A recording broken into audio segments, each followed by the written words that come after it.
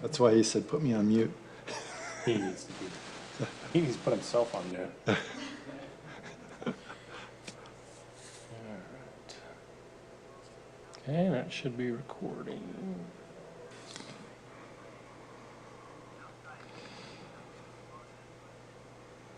Okay, welcome everybody. Let's get started. Sorry for the delay, but it's important that we have a quorum here.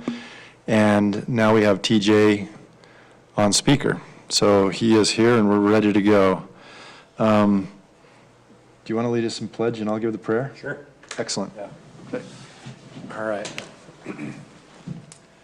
I pledge allegiance to the flag of the United States of America and to the republic for which it stands, one nation, under God, indivisible, with liberty and justice for all.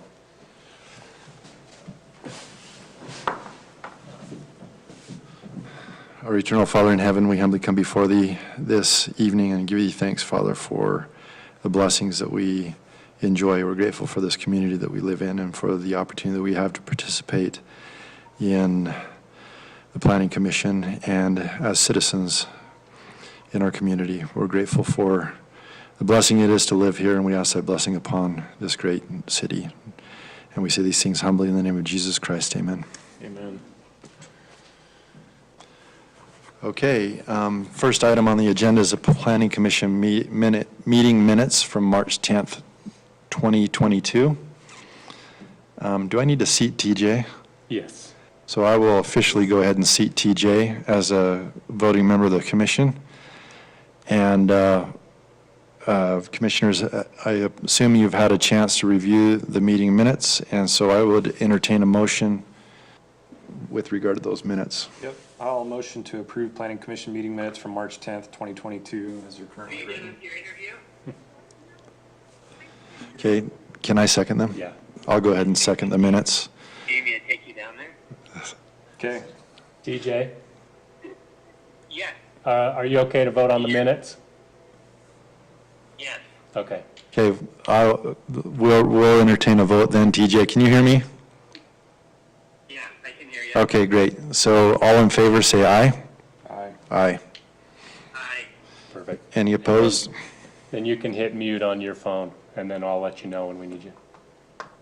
Okay. Okay, thanks, TJ. Okay, great. Next on the agenda is presentation from the Mountain Land Association of Governments regarding the Regional Highway Grid Project. Yeah, thank you. We got a full house. Yeah. You got to be on your A game tonight. We're going to grill you. It's live on YouTube, so you're getting dozens of watchers as well. So. Yeah, thanks for having us present to you, Commissioners. We are excited about the things that we're trying to do in presenting information to you. So the main goal of this presentation is to show you our educational website that we have to give you the basic information and hope that you'll investigate a little bit more and learn about what a regional grid would be. And we've had some BYU students help us with the presentation of this project, so they're actually going to be the presenters today. Great. Excellent. And they'll take what questions they have, and what they can't, I'll take. So, Okay, great. and then it looks like we've got this pointer You want the here. PowerPoint to start with? Is that where you're starting? Yeah, there'll be a slide where this shows up. The little arrow on it should advance it once we pull it up.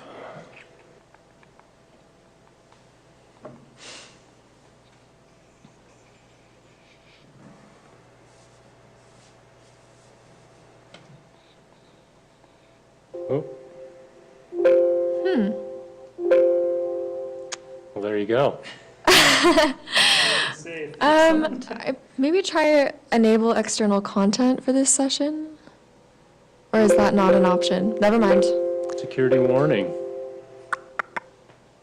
What if, One of the best meetings we've had so far. It's going really well. Not your fault. I'm saying with that. Oh, there we go. Let's see if that works.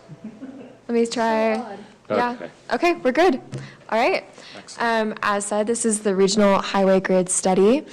So this study is the result of a transportation summit that was held in 2019.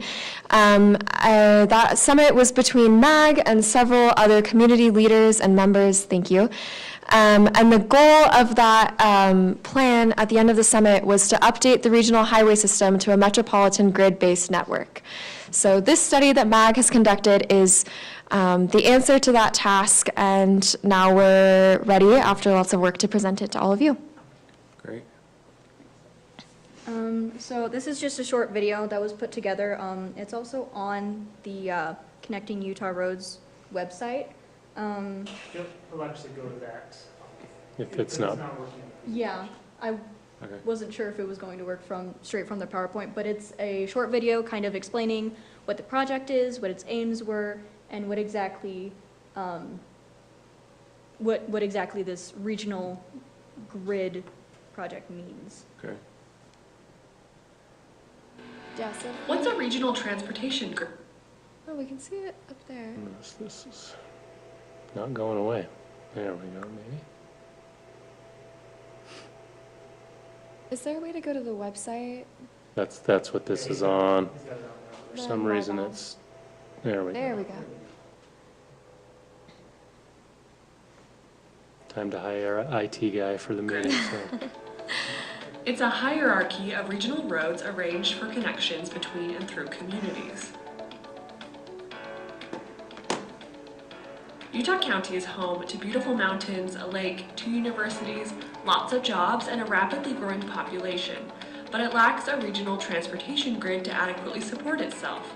This lack stems from how Utah County cities grew historically. They started as small nodal communities, focusing only on their individual road systems. They were eventually tied together by 1 or 2 main highways, but as the cities grew, connections weren't made, and a complete regional transportation system was not developed, leading to our current disconnected and undersized system. Salt Lake County, on the other hand, developed a regional transportation grid from the start, with major roads spanning from east to west and from north to south. As they grew, the regional network did as well, creating a functional grid. With Utah County's population projected to equal Salt Lake County's current population in just 30 years, changes will need to be made to our regional network to accommodate such unprecedented growth. This is why creating a regional transportation grid is so important. So what does the ideal transportation grid look like? Ideally, it would be composed of collectors within half a mile, arterials within 1 mile, and freeways within 5 miles, all connected. But without these connections, congestion increases exponentially, and choke points are created in areas that lack a grid. Local traffic is forced onto larger regional roads, creating more friction and traffic on roads typically used for regional trips. Choke points can also happen because of geographic constraints. Utah County has a lake in the center of a valley with mountains on both sides, creating geographic choke points at places like the Point of the Mountain and Provo Bay. If we were to complete the regional transportation grid in Utah County, essential connections would be created, minimizing choke points at critical areas and easing traffic on major roads. This also encourages localized trips to remain on local roads and preserving regional roads for regional trips. With collaboration, we can successfully create a regional transportation grid that supports growth, keeps congestion low, and protects all that we love about this beautiful valley.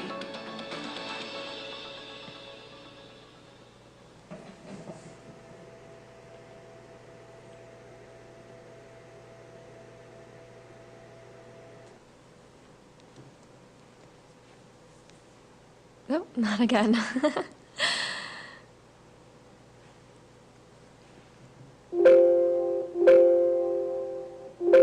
Our trick was last time. I wonder if it's because of the video file that's supposed to work in it. Oh, maybe.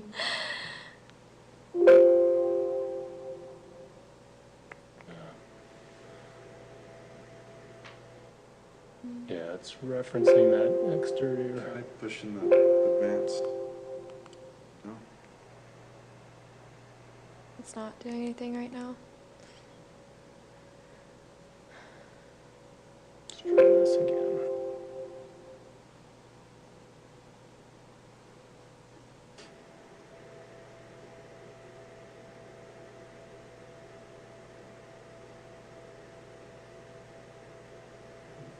Yeah, I'm not sure what the issue is on it.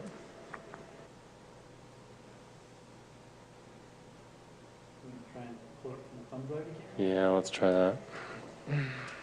I can't even get it to turn off. Let's see. Oh, There you go. There you go. It was just exit. Okay, try that. okay. There you go. Yeah, that works great. Success. Okay, so as the video explained, the ideal grid that we are moving towards, and we're hoping that cities will move towards in their individual plans, would have collectors at every half mile, arterials at every mile, and freeways every 5 miles. This is recognizing that different roads would be serving different kinds of traffic, they would have different purposes, and this would satisfy the needs of local communities, but also connect the region as a whole. So this is just a kind of preliminary template of what a perfect grid would kind of look like transposed onto this whole region. And it's really up to kind of the individual area deciding how much they want to keep towards this, but this is kind of just a template for us to work off of as like an idea of where all these corridors could go, and just to kind of give us a starting point to launch off of and say, okay, well, if we want these kinds of connections here, here, and here, then let's see how that can affect pulling the pressure off of the larger roads. Elaborate, that one on the top left, what is that overlay? That's the actual spacing, half mile in a perfect. Oh, if you take those ratios of like a freeway every 5, what it would need to look like? Yeah, Yeah, so that's just laying the plaid, so to speak, over the county. yeah. And what the bigger map is, trying to find actual corridors that may function as one of those corridors. Yeah, like the Okay. physical geography doesn't permit for the Yeah. kind of perfect grid to be placed Yeah. directly onto this area because there's mountains and lakes and whatever. Mhm. So transposing it and making it fit the region Mm-hmm. as needed. Yeah, so there are 4 main benefits that we're going to talk about to imposing this grid system and updating all of the transportation infrastructure. The first one is that connectivity is going to improve mobility. It also will increase transportation choice, improve the economy of the various cities in Utah Valley, and finally, it's going to increase safety for all of the cities and the inhabitants of the cities.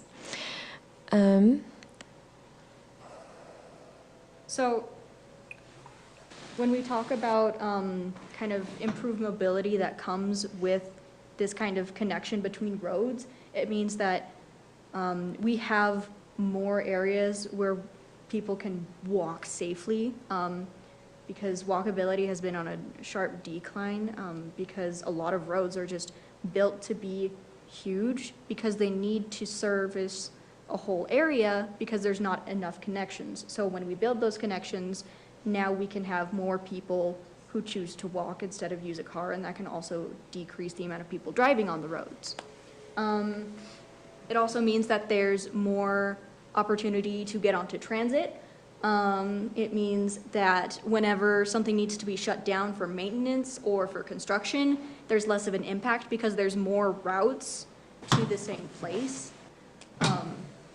And again, like it was talking about in the video, when you need to go to somewhere local and it's just like a little too far to get, like, to justify like walking or something if you need your car, but it's really like only like a 10-minute drive. These kinds of connections would help you keep that local trip within the city. You don't have to like go on the freeway and like deal with all the traffic and think about the time of day. You don't have to worry about all that. You can just make your trip easily.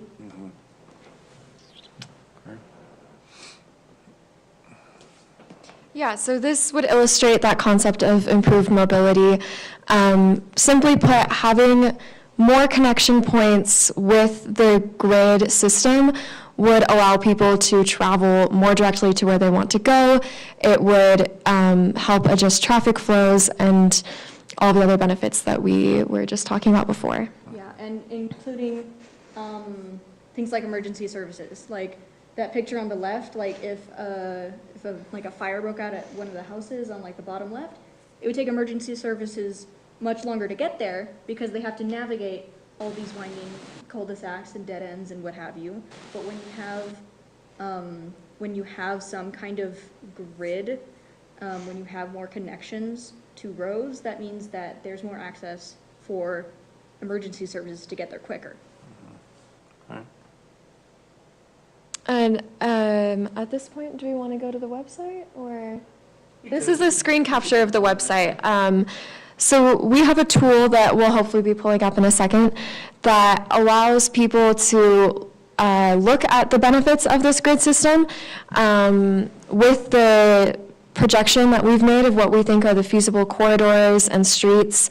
It allows you to evaluate changes in commute time, changes in the outreach of different emergency services, and economic benefits. So, for example, if we bring the map over to Mapleton, thank you, you can see that on the side of this website, connectingutahroads.com, there are different tools that are listed. So maybe the first tool we can look at is, the mobility commute. So using this website, you can put any two places that you want to connect, and it can tell you, using this new projected grid system, what the cut would be in your commute between these two places. And this is to demonstrate how increased mobility would be great.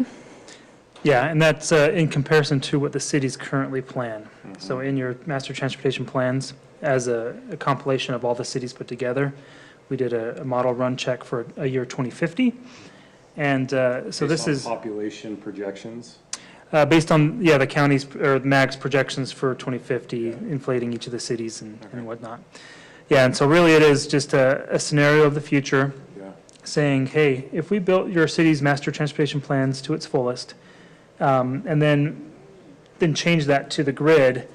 Some of the cities have the grid, some of them have more than what the grid says, some of them have less, but in the end, it kind of shows what the difference would be. And so this particular commute from Mapleton up to East Bay, it's the same corridor, but you still get a 5% decrease in your time savings trying to get there because now the traffic all the other cars are able to go other places as well. And so that's the benefit of this particular tool. So is the goal to kind of influence the transportation plans that are being drafted at a community level to be in line with this? Yeah, MAG has no real authority in actually determining what goes on the ground. The cities do, and so our position is this is to come teach you of the benefit of the grid, even though it's pretty hard to quantify. But maybe be here in assistance if you want to make some changes to your master transportation plan or things like that. Obviously, UDOT's under the same kind of not mandate, but just they're trying to adopt similar standards as they roll out their infrastructure. They are the best they can, yeah. They still stick to their corridors as much as they can, but we're looking at other ways for them to feel like they can support non-UDOT corridors because they will benefit their system by doing that. Okay. So those are the discussions that we're having. Okay. And I'm sorry if I jumped ahead. I'm sure you were going to No, get to that. I appreciate it. It's good to clear it up ahead of time. So not only is there tools for figuring out kind of how to optimize your route, it can also show about safety, so it can show different, where are fire stations located, where are police stations located. It also shows economic benefits, so Let's just take a quick let's pause. sorry. So this is, your fire station was located here, and you can put in a 3-minute travel time. Whoops. Sorry. 3-minute travel time, and in that 3-minute travel time from your fire station, with the grid system set up, you're able to reach 37% more of your population, or more population, I guess, because some of that's Springville. But in the end, it's just saying that there's a lot easier to get around for these emergency vehicles. Yeah. And then what was the next one you said? And then the economic one, also kind of, what's the word? Evaluates kind of where the biggest growth is expected to be in terms of where employment is going to happen, because obviously you're going to have your rush hour and everything, and that's going to seriously kind of affect the way that you want to structure the streets to kind of help circumvent that. And yeah. Yep. Yeah, so the two here, the economic and the mobility employment, is two different ways of looking at it. And they both do more or less the same thing. Sorry, I have a hard time zooming here, but right here, if a company wants to locate here, then their clientele or their local reach within a 5-minute drive increases to 29% more people if they wanted. So if it was a grocery store or a gas station or something, this can show the benefit of having a grid system and how many people they can reach. And then on the flip side, for the mobility employment here, let's just say somebody wants to locate their residents here in Mapleton. How many jobs are they able to actually reach? And so the accessibility of your city becomes a bit more reachable to the community, the job community in the county as a whole. You're able to get to 13% more jobs in that same amount of time. So, Yeah. that more or less concludes the presentation as a whole. But if you wanted to jump on connectingutahroads.com at some point, you can peruse through this website a little bit.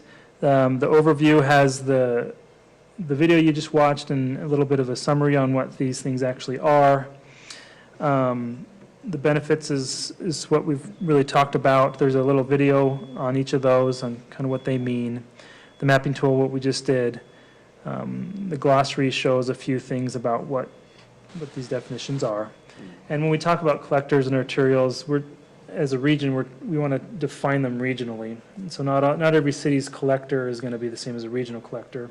So we try and normalize those a bit for this. And then this is a fun little place as well. You can get some resources. Look at a few things here.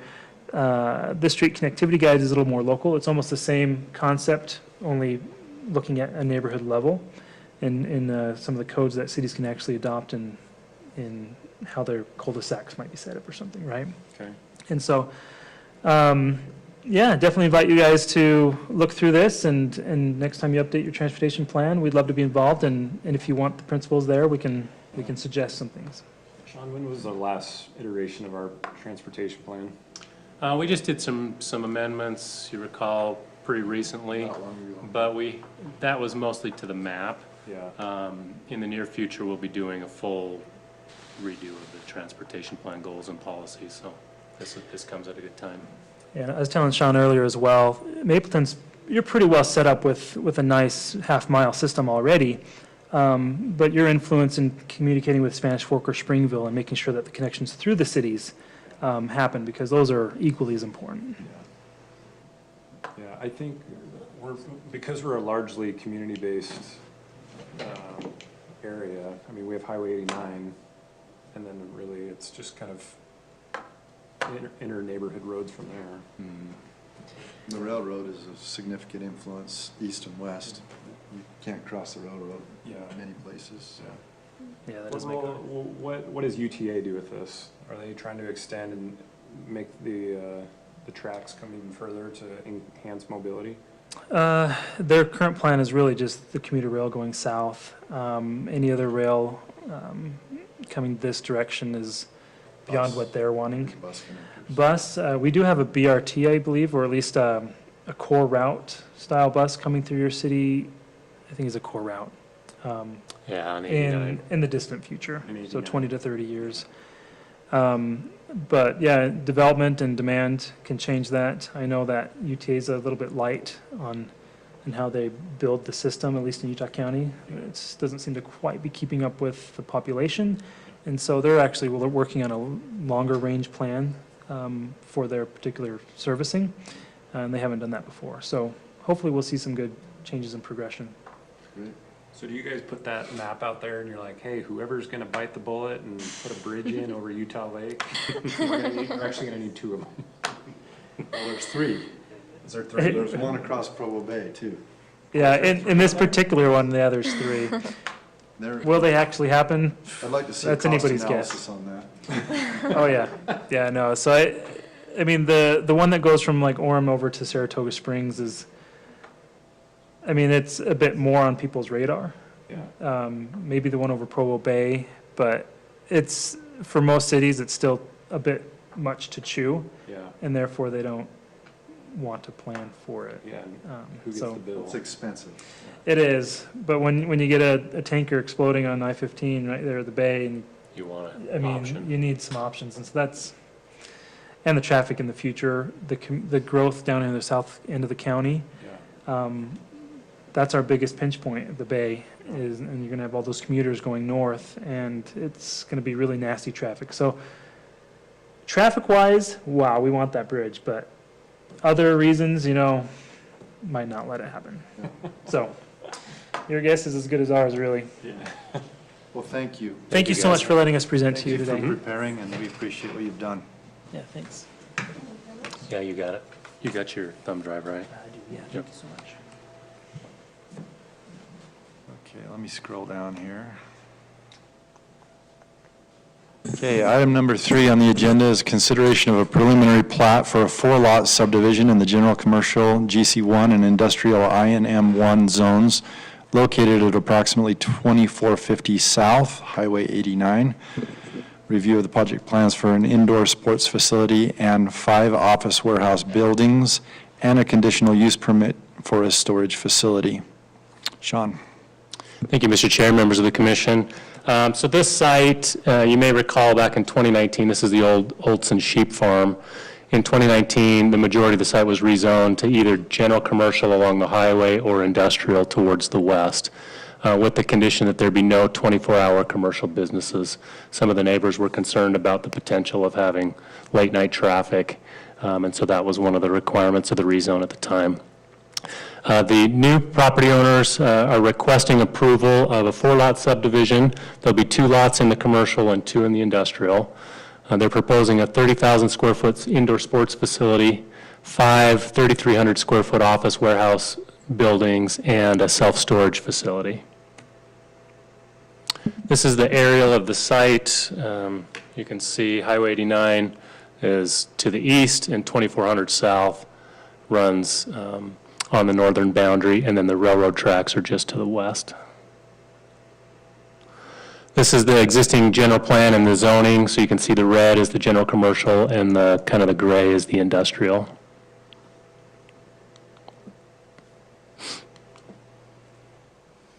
This is the proposed site plan. You can see there's one, these are the 2 commercial lots, and these are the 2 that are in the industrial zone. The sports facility would be on the corner.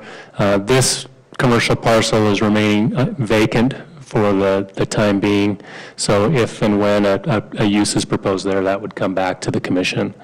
The proposed office warehouses are to the west, and then the storage facility is located behind the warehouse with a little bit of area that fronts on 2400 South. This is a rendering of the proposed sports facility, kind of a barn architectural style. They've included a photo of a similar structure that is kind of the intent of what they're proposing.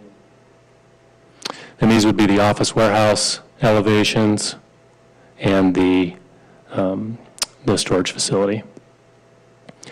As far as these applications, these are considered administrative in nature.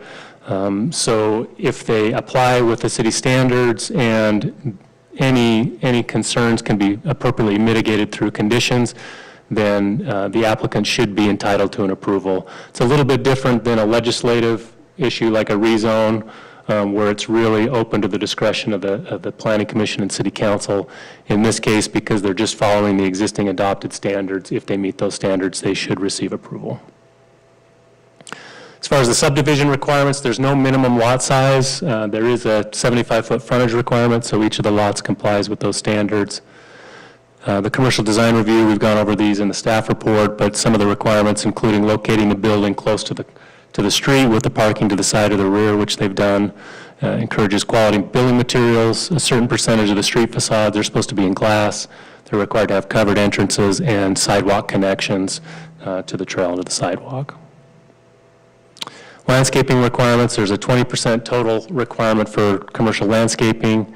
There'll be tree-lined planter strips, and no more than 60% of the landscaping can be in sod. The storage unit is a conditional use permit. The other uses are permitted. The conditional use permit requires that the buildings be located behind another or in the areas where they're not, that they have to have the landscape buffer. That's what they have provided in their site plan. Max height of 24 feet, and they're required to be enclosed by a masonry wall, so they do comply with those standards. As far as parking goes, they're proposing a total of 113 parking spaces. We kind of went through the summary in the staff report of how you get to that number. The undeveloped parcel is intended to be used as overflow parking as needed, primarily if they hold an event at the sports facility that's different than just the day-to-day operations. That's when that overflow parking would be handy to have. So staff is recommending that they include a shared parking agreement so that when the peak use hours are different for the warehouse and the facility, the sports facility, they can share those parking spaces, and that the additional parking may be required to be increased based on the business license application. They have the ability to be able to provide that if that's needed.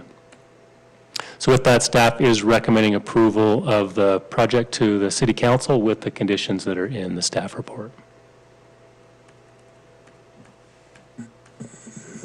So I'm just looking at the site plan. How many parking spaces are right out, without the overflow, right in front of the sports facility? They have 74. 74. Mm-hmm. When we looked at comparisons, the one in Spanish Fork is a similar sized building. It has about 55. So we wanted to ensure that there was sufficient parking to handle the day-to-day operational needs. And so, Does it typically, the one in Spanish Fork, does it typically need the overflow parking? I'd imagine. it stays pretty busy. Mm-hmm. Yeah. So I anticipate we probably need the overflow parking here. Yeah, Okay. certainly for the events. As a point of comparison, what is 30,000 square feet? Like, what is the Clyde Center? Do we know in Springville? Do you know the one in Spanish Fork, the sports facility on Volunteer Drive? It's the same, it's about the same size, it's 30,000 square Oh, on feet. the south side of town? Mm-hmm, by the ballpark. School. Mm. It's a little smaller. Okay. Okay, any other questions for staff? All right. Is this a public hearing? No. It's not. Okay. The applicants here, do you have anything you want to say? Sean, great job. He kind of said it all, but yeah, my name is Russell Nelson. I'm with Lone Star. Work for that guy back there. But yeah, we've done a lot with Sean. We've been working, doing a lot of iterations on this plan to make it work, to meet the code. We're super excited about it. It's going to be really cool. But yeah, he covered most of it. The big concern was parking, that we've worked a lot. We've gone back and forth with the code, making sure we've done it all, and it looks like we finally hit it to where we're contained well with that. So, but other than that, I'm happy to answer any questions that you have. We did receive one letter from a citizen in concern about parking on the street on Highway 89. And talking about, I think she proposed that we paint the curb red and eliminate the option for parking on Highway 89, which makes sense to me. Does that make sense to you? Yeah, I mean, 89, that's a big concern, and that's a great comment. That's a great concern. That's fast traffic going through there, which is why we've gone through a lot of effort to make this completely self-contained with our uses here. So. Okay. I think that would be appropriate. And that's something you can include in your motion to the council to include that. The future development of the parcel to the south, I like the idea of, let's see what the parking requirements look like for this first year. And if it starts to get really cumbersome and we start saying that we need more parking, then maybe we can take that into consideration for that next development on that south parcel, I like that. to maybe say, we need to increase parking since these are, you know, in line right next to each other. And that's the discussions we've had with the applicant is this, you know, whatever they propose there at that time, we may need to reevaluate the total parking. And based on the experience of what's happening at the site and the type of use they're proposing, we would certainly do that for that lot. And that's what our plan is to, you know, hopefully we have this completed here soon, and then obviously we'll be monitoring that closely, seeing what the parking is going to be like. If it looks really good, we'll do some tournaments, see how that, you know, how that goes, and then kind of go from there. So we'll be you know, obviously in the future, we would probably like to develop that, but of course we want to make sure that works, and maybe we even just throw out tournaments altogether. Or, you know, we definitely want to be working closely and reevaluating that as we move forward, make sure it works well. I had two questions on landscaping. I feel like when we did Stone World, when we did the rezone for Stone World, we had like a landscape berm, or what does the landscape and the setback look like along Highway 89? So the berm requirement is for the industrial portion, and the reason we have that is because they're allowed to have parking in front of the building. And so the berm's meant to buffer the parking. So you'll have the landscape berm. This is actually a 10-foot asphalt trail on the north side because Spanish Fork has a similar trail proposed, so this will connect into Spanish So we're Fork. going to tie into that. And then Highway 89 will be planter strip, street trees, the commercial street lights, and landscaping along that frontage. And then along the railroad, we waived the requirement for landscaping along the railroad last time. Yeah, and in this case, the storage units are allowed to butt up to the property line because the back of the storage unit essentially is the wall, like Okay. if you built a wall, so there would not be landscaping requirements there. So you're going to have, let me get my pointer, you're going to have a masonry wall along here, and then also along here, and then separating the parking area as well? Yeah, those will be the back of the units, which will be that masonry wall. Okay, so you'll see a masonry wall, not the back of a standing seam metal wall. Okay. Those walls are masonry, so that's what Yeah, it's if you look at usually the back of the unit is the wall. I didn't put a good one on there, but it, similar to the building. Yeah. Russ, what's the intended use? Volleyball, basketball? Yeah, pickleball, soccer, maybe some volleyball tournament for the tournaments, maybe volleyball and basketball. Yeah, that'll be mostly what the intent would be. There may be some future, classes, fitness classes, something like that, but right now that's what our intended use is. And this is private, this isn't associated with Mapleton City, this isn't a rec center that's available for Mapleton citizens, right? Okay. You said there's no 24-hour access. What is the access in terms of hours of operation? I'm not sure. We didn't put a cap on in the request. It's anticipated that they would not be, going late into the night, but the applicant can speak to what they think the hours might be. What about storage unit? Is that still under the same no 24-hour access? No, I think the concern was on Highway 89 with the commercial, Okay. like having a drive-through restaurant that people are coming all hours of the night. The storage units, I don't anticipate needing a requirement like that. You may have somebody come in late at night or something, but. Was the condition associated with the commercial zone or the industrial? commercial. It was just commercial? Yeah. Okay. Yeah, it won't have 24-hour access, the building. One thing I would recommend is there's like 1,000 feet of frontage from the corner of 2400 down to the end of the property. And maybe instead of painting it red, because it's just not real appeasing, that much red curb, is Just put sign a it. couple no parking signs so you don't really notice it when you drive by, so it looks better. Yeah. Just before you place that condition. Yeah, and then have law enforcement on hand when we open up and just Right. That's right. ticket a few people, it's better. We need a little more revenue, so let's hand out some tickets. And we can talk to UDOT too, since it's there. I'm sure they've got some recommendations on how to handle that, so. That was our main concern from this, a concerned citizen, so that's it. Okay, Looks good. good, thank you. Great name. I'm sure you get mixed up a lot. Yeah. He's Look Russ- younger in person, I hope. He's Russell Nelson. Oh. Dang. Okay, if there's no other discussion or questions, we'll entertain a motion. I'll motion to approve the, what is it, this is a preliminary plat, right? So it'd be preliminary, I'll get to the, there you go. So, yeah, I will motion to approve the preliminary plat for the 4-lot subdivision in the general commercial 1 and industrial zones located at approximately 2450 South Highway 89. And with the only following condition be that we place no parking signs along Highway 89.